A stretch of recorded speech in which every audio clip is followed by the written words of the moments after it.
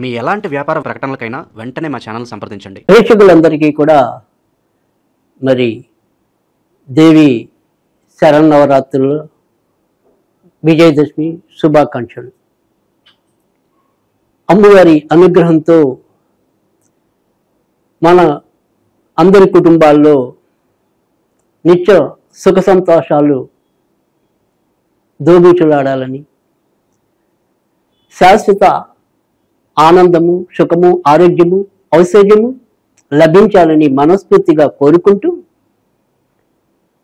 October నెలలో మేషరాశి వారికి ఏ విధంగా ఉండబోతుందో తెలుసుకుందాం.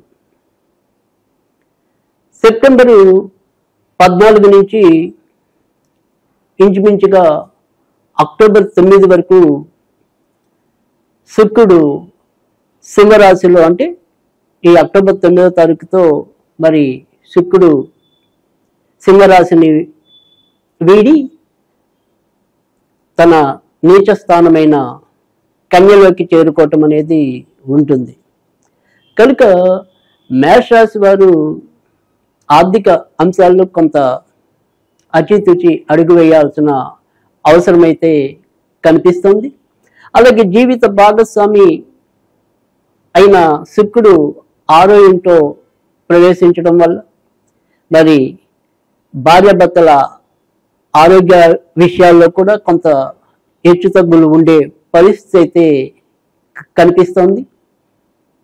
అయితే ఏదైతే ఇటీవల వచ్చిన గ్రహణం కానీ, అలాగే ప్రస్తుతం ఉన్న ఏదైనా సరే లాభస్థానంలో ఉన్న రాహు వల్ల అయితేనేమి, తర్వాత మరి ఇదే నెలలో వీరికి చతుర్థ స్థానంలో తాత్కాలికంగా గురుడు ఉచ్చ స్థితిని పొంది కర్కాటకంలో ఉండటం వల్ల అయితేనేమి, ఎప్పుడు ఎలాంటి విపత్కర పరిస్థితి ఏర్పడినప్పటికీ కూడా చివరి నిమిషంలో దాని నుంచి బయటపడటం అనేది ఉంటుంది. అనారోగ్యాలు వచ్చినప్పటికీ కూడా మళ్ళీ తొందరగా కోలుకోవటం అనేది అయితే కనిపిస్తోంది. ఏదైతే మనం చిన్న చిన్న వ్యాపారాలు అనుకోండి, పెద్ద పెద్ద వ్యాపారాలు అనుకోండి, కుటీర పరిశ్రమలు అనుకోండి, లఘు పరిశ్రమలు అనుకోండి, ఏదైనప్పటికీ కూడా మనం ఏదైతే చేయాలని గత కొంతకాలంగా తర్జన భర్జనలు ఆడుతున్నాము, ఆ ప్రయత్నాలు మరి ఏలినాటి శని ప్రభావం వల్ల పెద్దగా ముందుకెళ్ళలేకపోవటం అనేది ఎక్కువగా కనిపిస్తూ ఉంటుంది. ఇవాళ చేద్దాంలే, రేపు చేద్దాంలే అని ఒక రకమైన సంకట స్థితి కానీ, సందేహ స్థితి కానీ నెలకొనొచ్చు.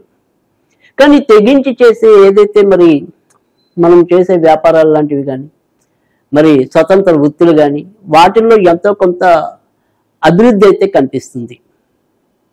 అయితే మొదట చెప్పుకున్నట్టు ఏంటంటే, ఏదైనప్పటికీ కూడా ఈ ధనాధిపతి ప్రస్తుతం వీరికి నీచ స్థానంలో ఉండటం వల్ల అవసరానికి తగినట్టుగా రావటం అనేది అయితే ఉంటుంది. ఏదో విధంగా సమస్య నుంచి గట్టెక్కటము ఉంటుంది. కనుక బాగా భారీ ఎత్తు లాభాలు, మనం ఎక్కడికో వెళ్ళిపోతామనే సర్గల్లో నిత్యలు అనే వాటికి కొంత ఆస్కారం ఇవ్వకుండా మన వంతు మనం ప్రయత్నాలు చేసుకుంటూ ఉన్నట్టయితే కనుక తప్పకుండా మీకు విజయం లభించటం అనేది అయితే ఉంటుంది. ఇప్పుడు కొద్ది కొద్ది లాభాలే భవిష్యత్తులో పెద్ద లాభాలు అయ్యడానికి కూడా అవకాశాలు ఎక్కువగా ఉంటాయి. ఇక సంతాన పరంగా మాత్రం ఎంతో కొంత చింత అనేది ఉంటుంది. అలాగే ఇదే రాశిలో మరి జన్మించిన విద్యార్థులు కానీ, వారు ఏదైనప్పటికీ కూడా తమ యొక్క చదువు, తర్వాత మరి వాహనాలు నడిపేప్పుడు కానీ, ఇతరత్ర కానీ కొంత జాగ్రత్తలు తీసుకోవాల్సిన అవసరం అయితే ఎక్కువగా కనిపిస్తోంది. ఖచ్చితంగా వాళ్ళు ఏదైనప్పటికీ కూడా తొందరపాటు, నిర్లక్ష్యము, అహంకారము, నాకేదైనా సరే నాకే వచ్చిన ఓవర్ కాన్ఫిడెన్స్, ఈ అతి విశ్వాసం వల్ల కూడా ఒక్కొక్కసారి కొంత నష్టపోయే సూచనలు ఇటు విద్యార్థులు, అది ఏ రకమైన విద్య అభ్యసించే వాళ్ళైనప్పటికీ కూడా ముఖ్యంగా టీనేజ్ పిల్లలు మరింత జాగ్రత్తగా ఉండవలసిన అవసరం అయితే ఎక్కువగానే కనిపిస్తోంది. ఇక కొత్త కొత్త పరిచయాలు, కొత్త కొత్త స్నేహితుల వల్ల కూడా భంగపాటు పడే ఇబ్బంది పరిస్థితులు అయితే కనుక ఈ మేషరాశి పిల్లలకైతే కనిపిస్తున్నాయి. కనుక వారు ఆ విషయాల్లో కొంతవరకు జాగ్రత్తగా ఉండాలి.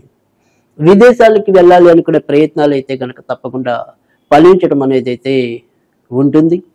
ఇక కొత్తగా వివాహం కావాలి అనుకునే వారి ప్రయత్నాలు, మనోరథాలు ఏవైతే ఉంటాయో అవి మరి ప్రస్తుతం ఏదైతే వీరి యొక్క వివాహకారకుడు నీచంలో ఈ నెల నుంచి ముఖ్యంగా అక్టోబర్ 9 నుంచి సంచరించడం అనేది ఉంటుంది కనుక కొంత మరి ప్రయత్నాలు ఏవైనప్పటికీ కూడా బలంగా ముందుకెళ్ళలేకపోవచ్చు. సంబంధాలు దగ్గర దాకా వచ్చినట్టే వచ్చి ఏదో రకంగా ఆగిపోయే పరిస్థితి అయితే ఉంటుంది. ఇక భార్యాభర్తల మధ్య ఏదైనప్పటికీ కూడా చిరుచిరు కోపాలే తప్ప పెద్దగా వీటిని ప్రభావవంతం చేసే విపత్కర పరిస్థితులు అయితే తాండవించవు. వ్యాపారస్తులు ఎవరైతే అంటే ఇప్పటికే వ్యాపారం చేస్తున్న వాళ్ళు ఎవరైతే ఉంటారో వారి యొక్క లాభాలు అనేది ఆశాజనకంగా ఉన్నప్పటికీ కూడా ఖర్చులు నియంత్రణ తప్పడం అనేది అయితే ఎక్కువగా కనిపిస్తోంది. అలాగే తొందరపాటు లేకుండా కొద్దిగా బుద్ధిపూర్వకంగా 1-2 సార్లు ఆలోచించి తీసుకునే కొత్త నిర్ణయాలు ఫలోపేతమవుతాయి. ఇక షేర్ మార్కెట్ స్పెక్యులేషన్స్ ఈ నెలలో పెద్దగా వీరికి అనుకూలమనేది కాదు. ముఖ్యంగా ఏదైతే మరి రాబోయే 2-3 నెలలంతా కూడా బుధుడు కుజుడు కలిసి సంచరించడం వల్ల కూడా గోచారంలో మేష రాశి వారి వ్యక్తిగత ఆరోగ్య విషయాల్లో కూడా కొంతవరకు జాగ్రత్తగానే ఉండవలసిన పరిస్థితి కనిపిస్తోంది. అయితే మొదట చెప్పుకున్నట్టు ఏంటంటే ప్రమాదకరమైన పరిస్థితులు లేకపోయినప్పటికీ కూడా ఎంతో కొంత అనారోగ్యాలు, జీవిత భాగస్వామికి కూడా ఏదైనా సరే అనారోగ్యం, ఇలా ఏదైనా ఈ అనారోగ్యాలు కూడా ఎంతో కొంత ఈ నెలలో వీళ్ళని పలకరించిపోతూ ఉంటాయి. అయితే బెంగపడవలసిన అవసరం మాత్రం కనిపించడం లేదు. ఇక కొత్తగా సంతానం కావాలి అని కోరుకునే దంపతులు ఎవరైతే ఉంటారో వారికి కొంతవరకు అననుకూల అంటే ప్రతికూల పరిస్థితులే ఎక్కువగా కనిపిస్తున్నాయి. ముఖ్యంగా ఇటు బుధుడు కుజుడు కలిసి సంచరించడం అనేది, మరి పంచమాధిపతి కూడా నీచ స్థానంలో అక్టోబర్ 17 నుంచి చేరుకోవటం అనేది, వీటి వల్ల కూడా సంతాన విషయాల్లో కొంతవరకు భంగపాటు కానీ లేదా ఆరోగ్యపరంగా ఇబ్బందులు కానీ గర్భస్రావాలు కానీ ఇలాంటి విపత్కర పరిస్థితులు కూడా మరి దంపతులు ఎదుర్కొనే పరిస్థితి అక్టోబర్ నెలలో కనిపిస్తుంది. ఇక దూర ప్రాంతాలకి వెళ్తే అక్కడ ఎలా ఉంటుంది అనేది, అంటే ఇప్పుడు సరే వెళ్ళటం అనేది మనం ఎలాగైనా వెళ్ళొచ్చు, కొంతవరకు అనుకూలమైన స్థితి ఉంది అని కూడా మనం చెప్పుకున్నాం. కానీ ఒకవేళ వెళ్తే అక్కడ బాగుంటుందా బాగుంటుందా, వెళ్ళటం అవసరమా లేదా అనే ప్రశ్నలు ఉదయించినప్పుడు ఖచ్చితంగా వెళ్ళొచ్చు. సమీప భవిష్యత్తు అయితే ఖచ్చితంగా మేషరాశి వారికి ఆశాజనకంగా సానుకూలకంగానే పరిస్థితులు ఎక్కువగా ఉండే ఇదైతే కనిపిస్తుంది ప్రస్తుతం గోచారంలో అయితే. ఇక మనం ఏదైనప్పటికీ కూడా ఇరుగు పొరుగు వారు అనేది, అంటే ఇవాళ రోజుల్లో ఎప్పుడైతే ఎక్కువ శాతం మంది కూడా మనం సామూహికంగా జీవించడం అనేది ఎక్కువగా జరుగుతుంది. అరుదుగానే మనం ఏదైనా సరే ఇండిపెండెంట్గా ఉండేది ఉంటే, ఎక్కువ శాతం అయితే కనుక మనం ఈ గురు సముదాయాల్లో ఇలాంటి పరిస్థితుల్లో ఉంటున్నాం కనుక మనకి పొరుగు వారితో మంచిగా వెళ్ళటం అనేది కూడా అవసరం. అయితే ఈ నెలలో కొంతవరకు వీరికి ఆ ఇరుగు పొరుగు వారికి సంబంధించిన కుజుడితో ఉండటం వల్ల కొంత ఆకస్మికంగా ఏవైనా సరే అపార్థాలకి తావిచ్చే పరిస్థితులు, తర్వాత మరి తోడబుట్టిన వారితో కూడా ఇంకా విభేదాలు ఏదో రకంగా కొనసాగటాలు, ఇలాంటి పరిస్థితులు అయితే కనుక మేష రాశి వారికి అయితే ఎక్కువగా కనిపిస్తున్నాయి.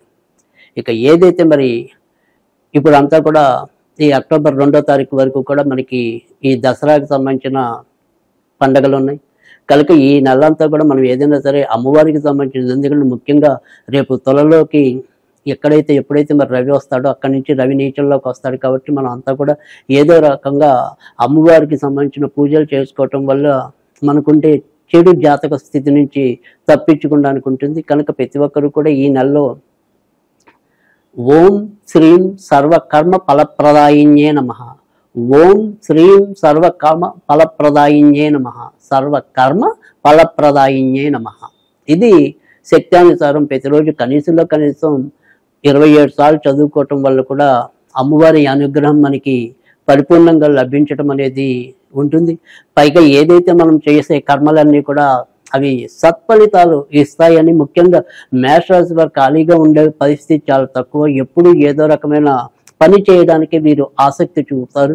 అయితే అందులో తొందరపాటు కానీ చనికాభ్యాసం వల్ల కూడా ఒకసారి నష్టపోయే పరిస్థితులు ఉంటాయి. కనుక ఈ రకంగా ఈ నామాన్ని జపించడం వల్ల వారు చేసే కర్మలు సత్ఫలితాలు ఇవ్వాలి అనే ఆకాంక్షతో ఈ రకంగా అమ్మవారి నామాన్ని తెలియజేయటం అనేది జరిగింది.